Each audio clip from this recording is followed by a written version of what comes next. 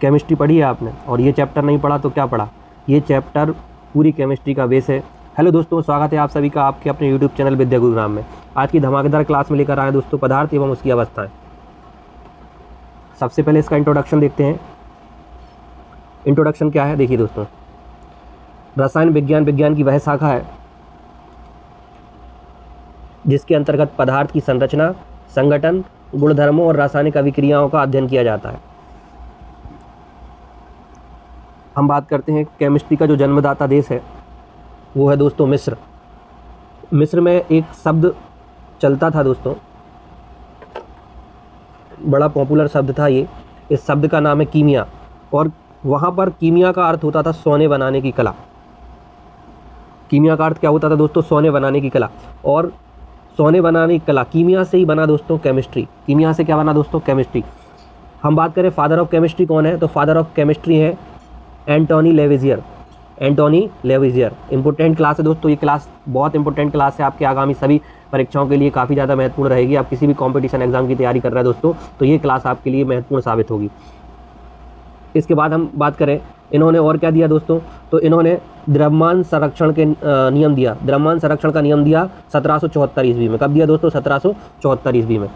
आगे बात करते हैं, सारे के सारे इंपॉर्टेंट फैक्ट हैं। हम बात करते हैं रसायन विज्ञान की शाखाएं। अगर हम रसायन विज्ञान की शाखाओं की बात करते हैं तो इसकी पहली शाखा है भौतिक विज्ञान। और भौतिक विज्ञान क्या होता है? भौतिक विज्ञान, और देखो दूसरी दोनों की बात करेंगे। दूसरा जो है वो है कार्बनिक रसायन। भौतिक रसायन को हम कहते हैं फिजिकल केमिस्ट्री, और कार्बनिक रासायनिक को कहते हैं हम दोस्तों ऑर्गेनिक केमिस्ट्री। हम बात करते हैं भौतिक विज्ञान की, भौतिक रसायन की, तो भौतिक रसायन इसके अंतर्गत पदार्थ के भौतिक गुणों, फिजिकल प्रॉपर्टीज़ और भौतिक संरचना का अध्ययन करते हैं। भौतिक संरचना दैट मीन्स बॉइलिंग पॉइंट मतलब क्वथनांक, मेल्टिंग पॉइंट मतलब गलनांक, और प्रत्यास्थता। ऐसे जो भी इसके अंदर पढ़ने वाले हैं ये सारे के सारे क्या है दोस्तों, ये आपके भौतिक रसायन के अंतर्गत आते हैं। बॉइलिंग पॉइंट, मेल्टिंग पॉइंट और इलास्टिसिटी। अब हम बात करते हैं कार्बनिक रसायन की। तो कार्बनिक रसायन के अंदर क्या आता है दोस्तों? कार्बनिक रसायन के अंतर्गत आता है दोस्तों, इसके अंतर्गत कार्बन और हाइड्रोजन से मिलने वाले यौगिक का अध्ययन किया जाता है। कार्बन और हाइड्रोजन से मिलने वाले यौगिकों का अध्ययन किया जाता है।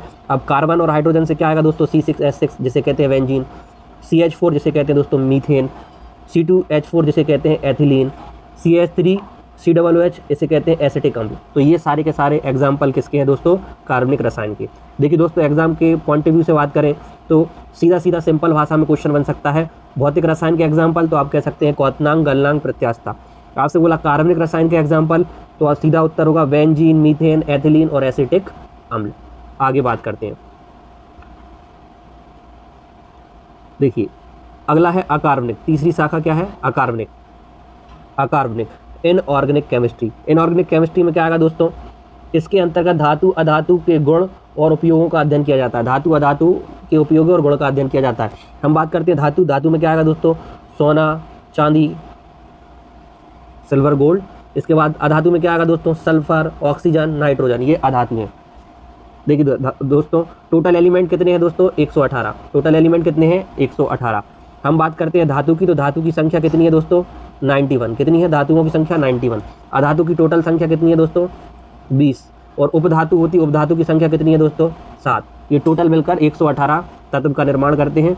अब हम बात करते हैं पदार्थ की दोस्तों। हम बात करते हैं पदार्थ की। देखिए पदार्थ वह वस्तु जो स्थान घेरता है और जिसमें भार होता है उसे पदार्थ कहते हैं। देखिए दोस्तों कितनी इंपॉर्टेंट लाइन है। वह वस्तु जो स्थान घेरती है जिसमें भार होता है उसे क्या कहते हैं दोस्तों? पदार्थ कहते हैं। पदार्थ में आता है ठोस, द्रव, गैस। अब एक एग्जाम के दृष्टिकोण से पॉइंट है, एक्सरे, गामा रेज, रेडिएशन, ये सारे के सारे दोस्तों पदार्थ नहीं है। सारे के सारे पदार्थ नहीं है। आपसे सीधा क्वेश्चन पूछा जा सकता है निम्नलिखित में से कौन सा एक पदार्थ नहीं है? तो आप ध्यान रखिएगा, एक्सरे, गामा रे, रेडियन मतलब विकिरण, ये सारे के सारे पदार्थ नहीं है। अब हम बात करते हैं पदार्थ का वर्गीकरण। पदार्थ का वर्गीकरण देखिए दोस्तों, पदार्थ का वर्गीकरण देखें तो सबसे पहले वर्गीकरण में क्या आएगा? भौतिक वर्गीकरण, और एक आएगा दोस्तों रासायनिक वर्गीकरण। भौतिक वर्गीकरण में क्या क्या आ जाएगा दोस्तों? ठोस, द्रव, गैस, प्लाज्मा और बोस आइंस्टीन कंडेंसेशन। और इसके बाद जो रासायनिक वर्गीकरण में इसमें क्या आएगा दोस्तों? पहला आएगा शुद्ध। शुद्ध में कौन कौन आएगा दोस्तों? तत्व, यौगिक, तत्व, यौगिक। तत्व में कौन कौन आएगा? धातु, अधातु, उपधातु। यौगिक में कौन आएगा? कार्बनिक, अकार्बनिक। हम बात करते हैं दोस्तों मिश्रण की। मिश्रण दो प्रकार का होता है। मिश्रण कितने प्रकार का होता है? दो प्रकार का। एक होता है दोस्तों समांगी मिश्रण और एक होता है दोस्तों विषमांगी मिश्रण। एक होता है समांगी मिश्रण और एक होता है विषमांगी मिश्रण। आगे बात करते हैं,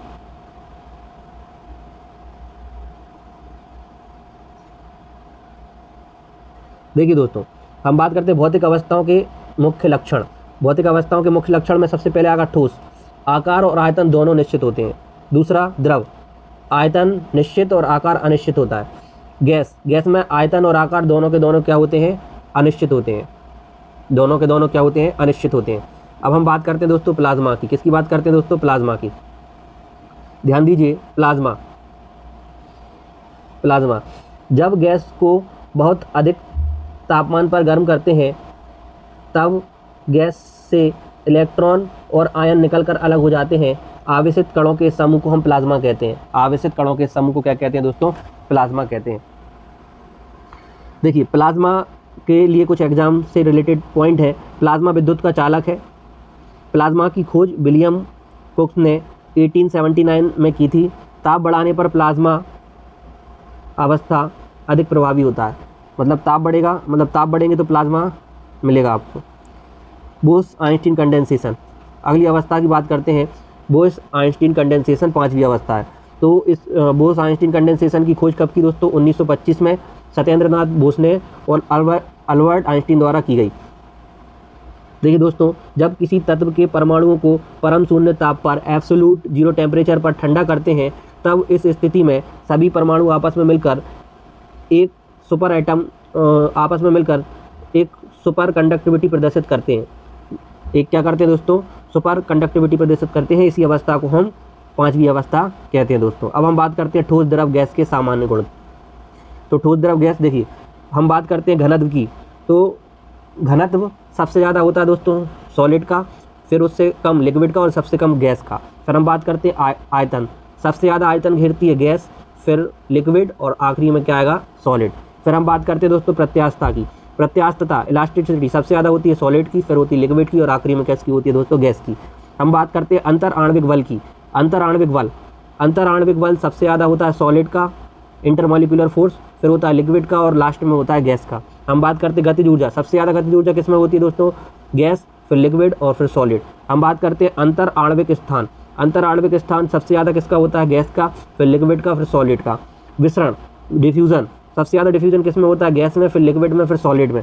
संपीडितता, कंप्रेसिबिलिटी सबसे ज़्यादा होती है गैस में, फिर लिक्विड में और आखिरी में क्या होती है दोस्तों? सॉलिड में। ये सारे के सारे इंपॉर्टेंट पॉइंट है दोस्तों, इनको जरूर याद कर लीजिएगा।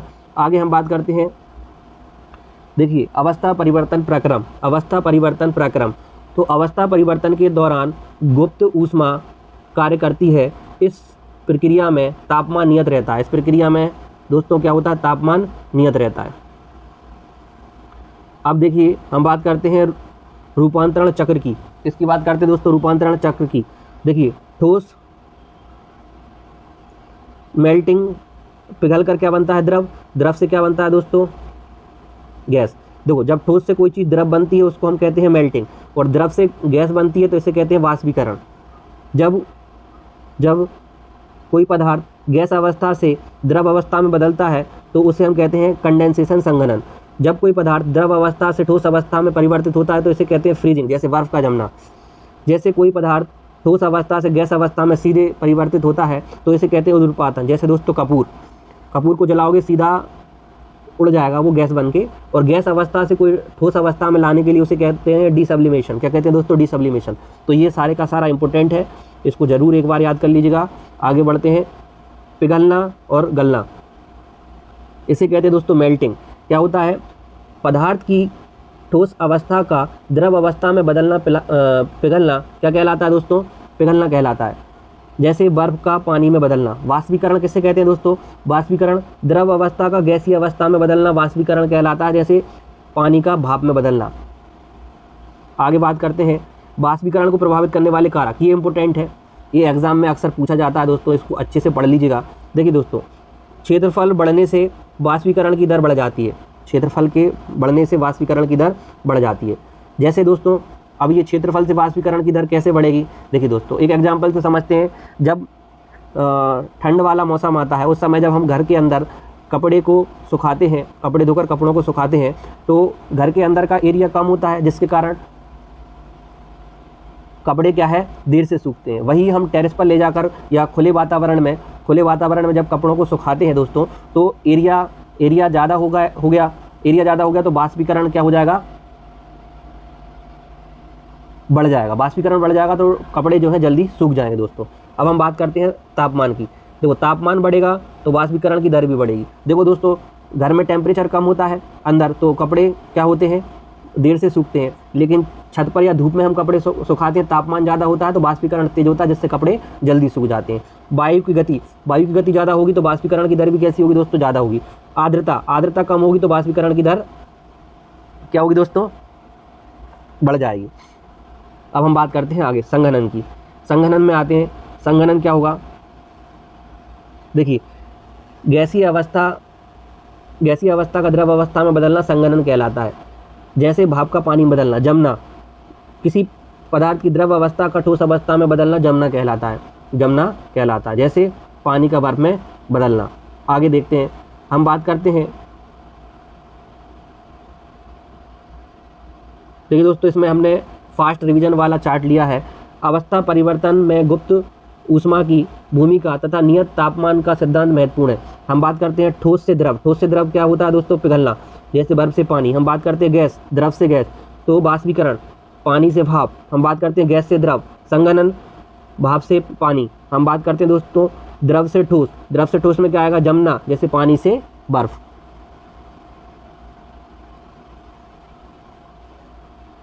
देखिए दोस्तों, आगे बात करते हैं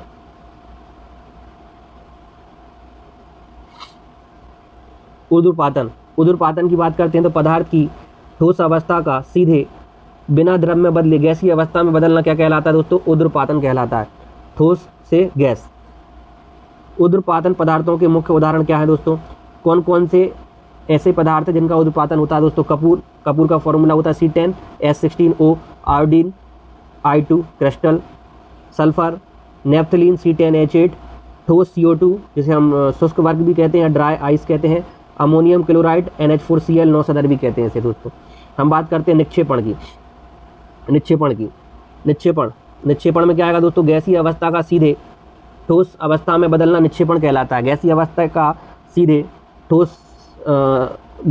का सीधे रूप से ठोस अवस्था में बदलना क्या कहलाता है दोस्तों? निक्षेपण कहलाता है। जैसे गैस से ठोस।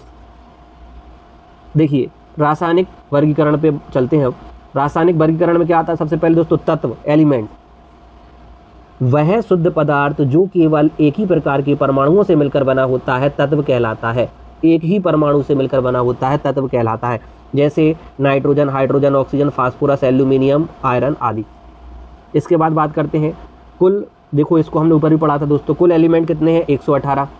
इन 118 में से दोस्तों धातु है 91, अधातु नॉन मेटल है 20 और उपधातु मेटलॉइड कितने हैं दोस्तों? 7।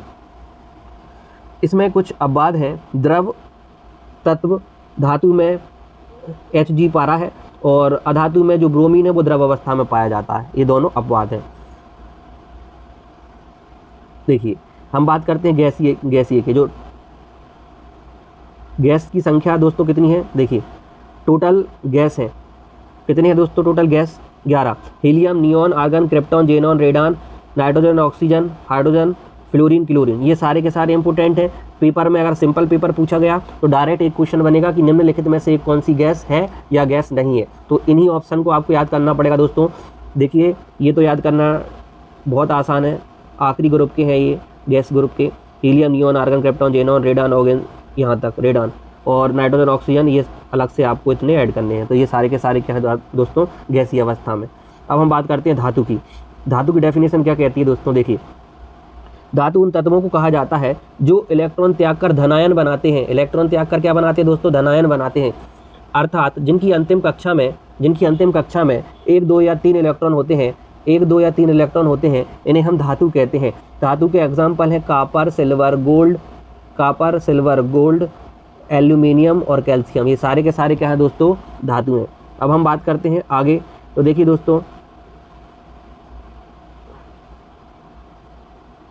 धातु के एग्जाम्पल देखिए, पहले अधातु देखिए दोस्तों। अधातु किसे कहते हैं? अधातु किसे कहते हैं दोस्तों? देखिए, अधातु उन तत्वों को कहा जाता है जो इलेक्ट्रॉन ग्रहण करके ऋणायन बनाते हैं। इलेक्ट्रॉन ग्रहण करके ऋणायन बनाते हैं, अर्थात जिनकी अंतिम कक्षा में 5, 6, 7 या 8 इलेक्ट्रॉन होते हैं। देखिए, धातु जो इलेक्ट्रॉन क्या कर रहे थे दोस्तों? त्याग रहे थे और धनायन बना रहे थे। अधातु क्या करते हैं? जो इलेक्ट्रॉन ग्रहण करते हैं और ऋणायन बनाते हैं, और इनको हम क्या कहते हैं? अधातु। इन अधातुओं की अंतिम कक्षा में 5, 6, 7, 8 इलेक्ट्रॉन होते हैं, जबकि धातुओं की अंतिम कक्षा में 1, 2, 3 इलेक्ट्रॉन होते हैं। ठीक है दोस्तों, अब इनके भी इलेक्ट्रॉनिक विन्यास हैं, आप देख सकते हैं। उपधातु की बात करते हैं दोस्तों। उपधातु में कौन आता है दोस्तों?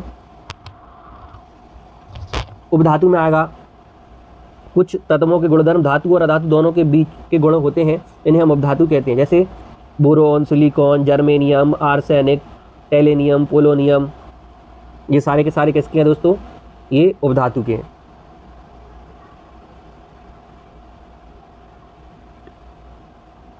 देखिए दोस्तों, यौगिक की बात करते हैं। यौगिक किसे कहते हैं? जब 2 या 2 से अधिक तत्वों को एक निश्चित अनुपात में, रासायनिक अनुपात में मिलाया जाता है तो यौगिकों का निर्माण होता है, और इनकी सबसे छोटी जो इकाई है वो अणु है, मॉलिक्यूल है। देखिए, इसका रेशियो लिखा है दोस्तों, जो H2O का होता है HNO3 और H2SO4 1:16:32। देखिए दोस्तों, ये क्लास काफ़ी इंपॉर्टेंट है, आप पूरी क्लास को देखिएगा, जिससे आपको आगामी परीक्षाओं के लिए सारे के सारे क्वेश्चन अगर इस चैप्टर में से पूछे जाएंगे दोस्तों, तो इस क्लास से बाहर नहीं होंगे। सारे जितने भी क्वेश्चन होंगे इस क्लास के अंदर से ही पूछे जाएंगे। अब हम बात करते हैं पृथ्वी की भूपर्पटी में पाए जाने वाले तत्व। तो देखिए, पृथ्वी की भूपर्पटी में सबसे ज़्यादा कौन पाया जाता है दोस्तों? ऑक्सीजन 47%, फिर है सिलिकॉन उपधातु 28%, एल्यूमिनियम धातु है 8%, आयरन 5%, कैल्शियम 2%। मानव शरीर में पाए जाने वाले तत्व तो सबसे ज़्यादा ऑक्सीजन, फिर कार्बन 18%, हाइड्रोजन 10%, नाइट्रोजन 3% और कैल्शियम सबसे कम। ब्रह्मांड में पाए जाने वाले तत्व, तो ब्रह्मांड में सारे के सारे ब्रह्मांड में सबसे ज़्यादा क्या पाया जाता है दोस्तों? हाइड्रोजन, और सबसे मतलब हाइड्रोजन से थोड़ा कम क्या पाया जाता है दोस्तों? हीलियम। ब्रह्मांड में, सारे के सारे ब्रह्मांड में। अब हम बात करते हैं वायुमंडल में। तो हम सभी जानते हैं वायुमंडल में सबसे ज़्यादा कौन सा तत्व पाया जाता है दोस्तों? कौन सा? नाइट्रोजन, फिर ऑक्सीजन, फिर आर्गन, फिर कार्बन डाइऑक्साइड। अब हम बात करते हैं मिश्रण। मिश्रण किसे कहते हैं? तो मिश्रण क्या है दोस्तों? 2 या 2 से अधिक पदार्थों को किसी अनिश्चित अनुपात में मिला देने पर मिश्रण बनता है। अब मिश्रण किस किस का हो सकता है दोस्तों?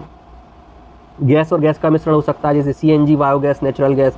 गैस और लिक्विड का हो सकता है, जैसे एक्वा अमोनिया या सोडा वाटर।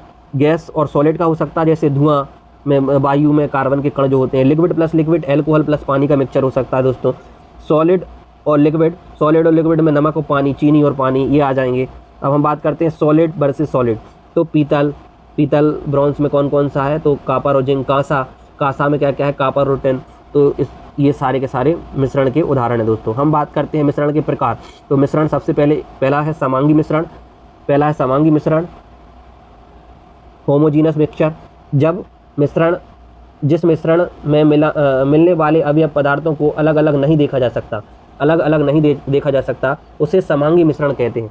प्रत्येक भाग का संगठन समान होता है, जैसे पानी और चीनी का घोल, इनके मिश्रण को अलग अलग नहीं देख सकते। पानी में जो चीनी है वो घुल जाती है, नमक और पानी का घोल, एल्कोहल और पानी का घोल, इन्हें हम अलग अलग मिलाने पर अलग अलग नहीं देख सकते, ये समांगी मिश्रण है।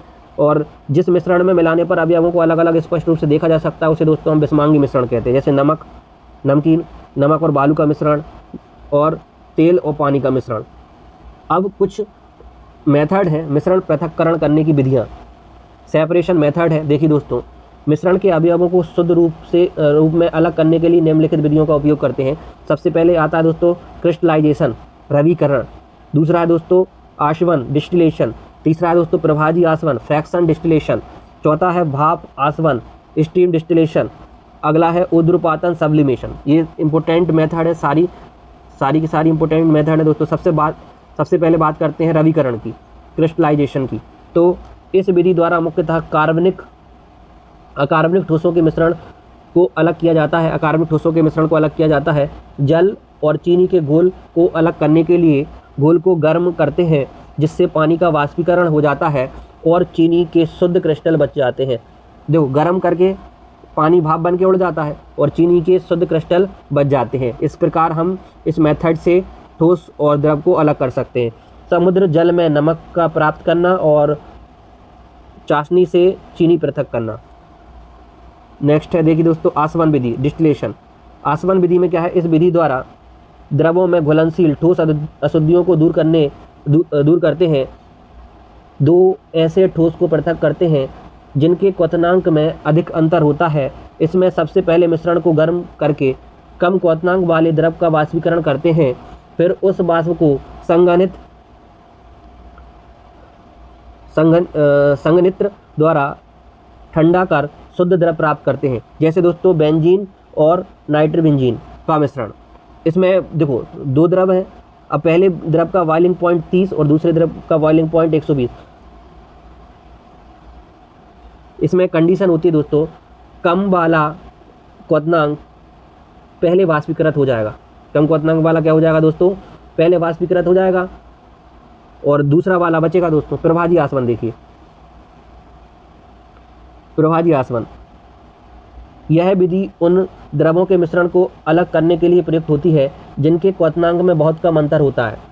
मतलब इन दोनों के क्वथनांक में 30 डिग्री से कम अंतर होना चाहिए। इसमें एक विशेष प्रभाजी स्तंभ का प्रयोग किया जाता है। जब ज़्यादा क्वथनांक वाला द्रव प्रभाजी आसवन से टकराकर प्रभाजी स्तंभ से टकराकर संघनित होकर वापस नीचे आ जाता है और कम क्वथनांक वाला द्रव आगे निकल जाता है, जिसे ठंडा कर लिया जाता है, एकत्रित करके ठंडा कर लिया जाता है।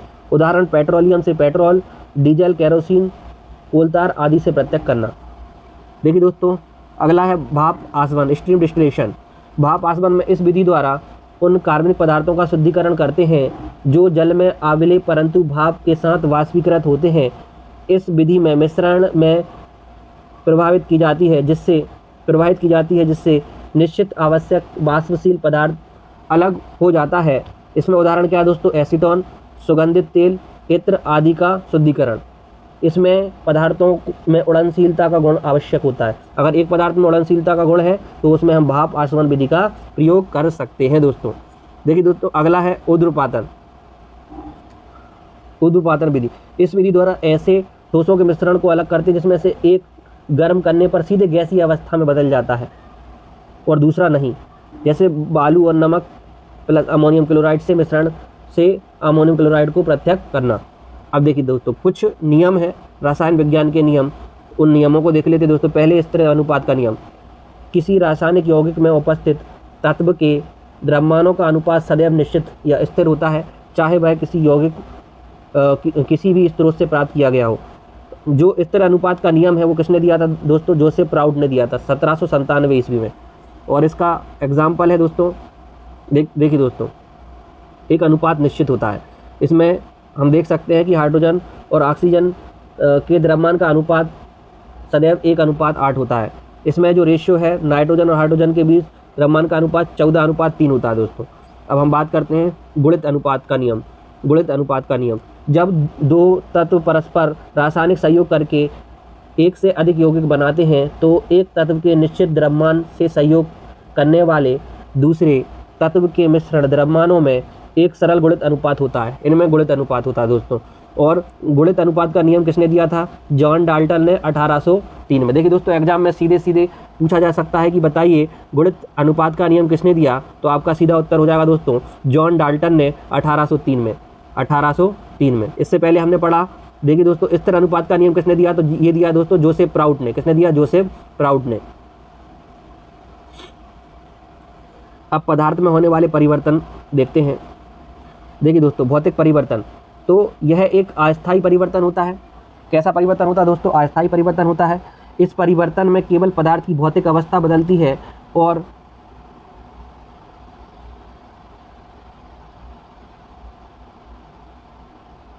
देखिए दोस्तों यह एक अस्थायी परिवर्तन होता है और इस परिवर्तन में केवल भौतिक अवस्था बदलती है और यह अपने पूर्व अवस्था में आ जाता है। इसमें कोई नया पदार्थ नहीं बनता, केवल अवस्था परिवर्तन होती है दोस्तों। जैसे मोम का पिघलना, पेट्रोल का उड़ जाना, पानी में नमक या चीनी का घुलना और बर्फ़ का पिघलना। अवस्था परिवर्तन हुई। सबसे पहले बर्फ़ ठोस है अब बर्फ पिघला तो क्या बन गया दोस्तों, पानी बन गया। तो ये क्या हो गया, अवस्था परिवर्तन हो गया दोस्तों। आगे बात करते हैं रासायनिक परिवर्तन। देखिए रासायनिक परिवर्तन यह स्थायी परिवर्तन होता है। इस परिवर्तन के बाद मूल पदार्थ को पुनः उसकी पूर्व अवस्था में प्राप्त नहीं किया जा सकता है, अपनी पूर्व अवस्था में प्राप्त नहीं किया जा सकता है।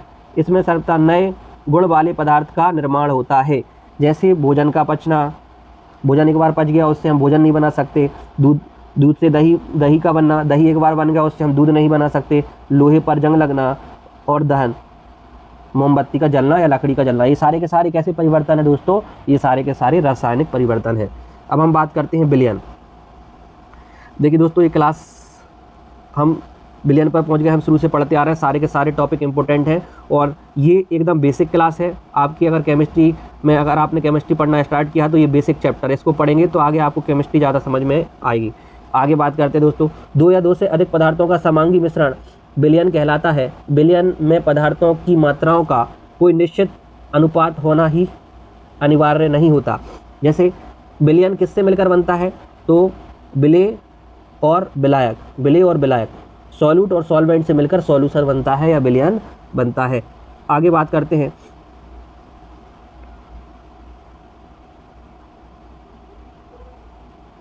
देखिए दोस्तों जल का व्यवहार।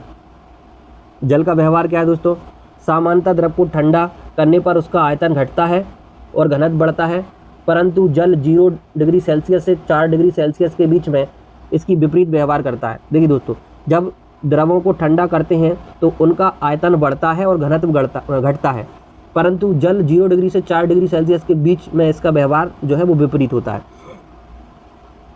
देखिए दोस्तों 4 डिग्री सेल्सियस घनत्व बढ़ता है और आयतन घटता है। 4 डिग्री सेल्सियस से 10 डिग्री सेल्सियस या उससे ऊपर जाने पर घनत्व घटता है और आयतन बढ़ता है। इंपॉर्टेंट है पेपर के दृष्टिकोण से, यहाँ से क्वेश्चन अक्सर बनते हैं दोस्तों, इसको ध्यान रखिएगा। देखिए 4 डिग्री सेल्सियस से 10 डिग्री सेल्सियस या उससे ऊपर जाने पर घनत्व घटता है और आयतन बढ़ता है। अपरूपता, देखिए दोस्तों आगे का कुछ ही टॉपिक रहेगा दोस्तों क्लास में, ज़्यादा टॉपिक नहीं बचे हैं। अब देखिए दोस्तों अपरूपता, ये टॉपिक कंप्लीट हो जाएगा। एलोट्रॉपी, जब कोई तत्व 2 या 2 से अधिक स्थायी रूपों में पाया जाता है जिनकी संरचना भिन्न होती है तो उन्हें अपरूप कहते हैं। इनके भौतिक गुण भिन्न होते हैं परंतु रासायनिक गुण समान होते हैं। भौतिक गुण भिन्न होते हैं और रासायनिक गुण कैसे होते हैं दोस्तों, समान होते हैं। अब हम बात करते हैं क्रिस्टलीय की और अक्रिस्टलीय संरचना। क्रिस्टलीय संरचना निश्चित संरचना और अक्रिस्टलीय संरचना अनिश्चित संरचना। देखिए क्रिस्टल के अंतर्गत क्या आता है दोस्तों, हीरा, ग्रेफाइट और बकमिस्टर फुलरेन।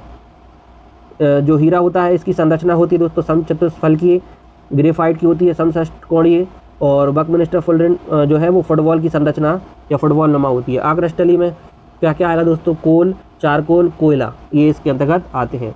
संरचनात्मक विशेषताएं, देखिए दोस्तों हीरा प्रत्येक 4 कार्बन परमाणुओं से जुड़ा होता है, एक जो है 4 कार्बन परमाणु से जुड़ा होता है। इनमें बॉन्ड अल्फा पाया जाता है। कौन सा, सिग्मा बॉन्ड पाया जाता है दोस्तों। ग्रेफाइट की बात करें दोस्तों, प्रत्येक कार्बन 3 अन्य परमाणुओं से जुड़ा होता है, एक परमाणु 3 अन्य कार्बन परमाणु से जुड़ा होता है। बकमिस्टर फुलरेन कुल कार्बन संख्या 60 होती है, षटकोण होता है और पंचकोण जिसमें पेंटागन।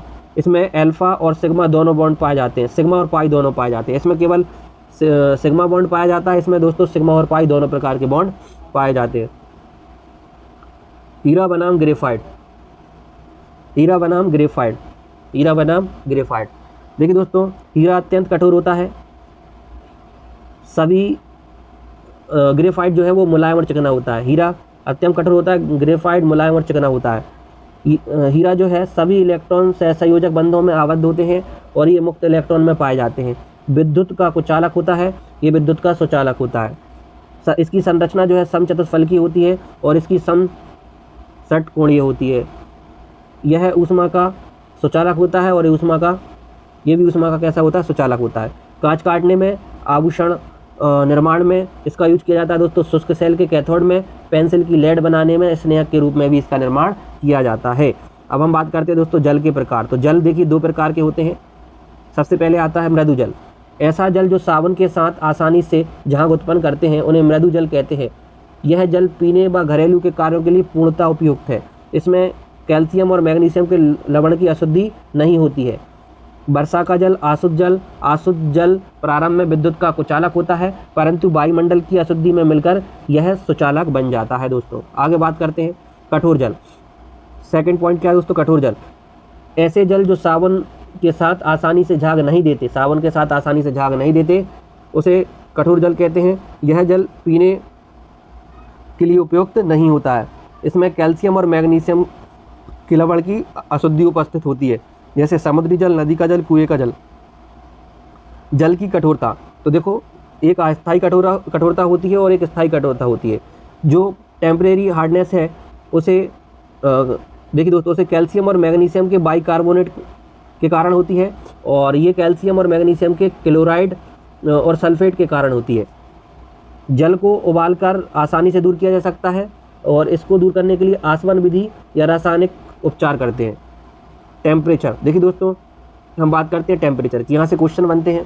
तापमान वह भौतिक राशि है जो किसी वस्तु के ठंडे अथवा गर्म होने का एहसास कराती है, और तापमान का एसआई मात्रक क्या होता है दोस्तों? केल्विन होता है। अब देखिए एक फॉर्मूला है, इसको हम सेंटीग्रेड से फ़ारेनहाइट में बदल सकते हैं, केल्विन में बदल सकते हैं, या र्यूमर में बदलते हैं। आर का मतलब होता है दोस्तों र्यूमर। तो ये फॉर्मूला याद रख लेना, C/5 बराबर F-32/9 is equal to K-273/5 is equal to र्यूमर/4। ये पूरा फॉर्मूला आप याद कर लेंगे तो एग्जाम के लिए आपको आसानी होगी। एग्जाम में पूछा जा सकता है कि कितने केल्विन बराबर कितना र्यूमर, या कितने केल्विन बराबर कितने डिग्री सेल्सियस। ठीक है दोस्तों, केल्विन कैसे प्राप्त किया जा सकता है दोस्तों? अगर सेंटीग्रेड में 273 जोड़ दें तो क्या आ जाता है दोस्तों? केल्विन आ जाता है। क्या आ जाता है दोस्तों? केल्विन आ जाता है। अब हम बात करते हैं सी का सेंटीग्रेड, एफ का फ़ारेनहाइट, एफ का क्या है दोस्तों? फ़ारेनहाइट, और के से केल्विन, आर से र्यूमर। देखिए दोस्तों सारी की सारी क्लास हमने कवर कर ली है, और देखिए आप दोस्तों हमने फैक्चुअल डाटा लिया है जो एग्जाम के दृष्टिकोण से इम्पोर्टेंट है, और पदार्थ और उससे उसकी अवस्था, ये पूरा का पूरा चैप्टर कवर हो गया है आपकी आज की क्लास में। अब नेक्स्ट क्लास में कुछ नया चैप्टर पढ़ेंगे दोस्तों, तब तक आप इस चैप्टर को अच्छे से एक बार रिवीजन कर लीजिएगा। पूरी क्लास को आप एक बार और देख लीजिएगा, जिससे आपके सारे के सारे डाउट क्लियर हो जाएं। और कोई टॉपिक में दिक्कत हो तो बताइएगा आप। नेक्स्ट क्लास में मिलते हैं दोस्तों कुछ नए टॉपिक के साथ। देखिए दोस्तों हमने क्लास पढ़ा था पदार्थ और उसकी अवस्थाएं। अब नेक्स्ट क्लास में कुछ अलग टॉपिक के साथ मिलते हैं। आज इतना ही रखते हैं। Thank you. जय हिंद, जय भारत।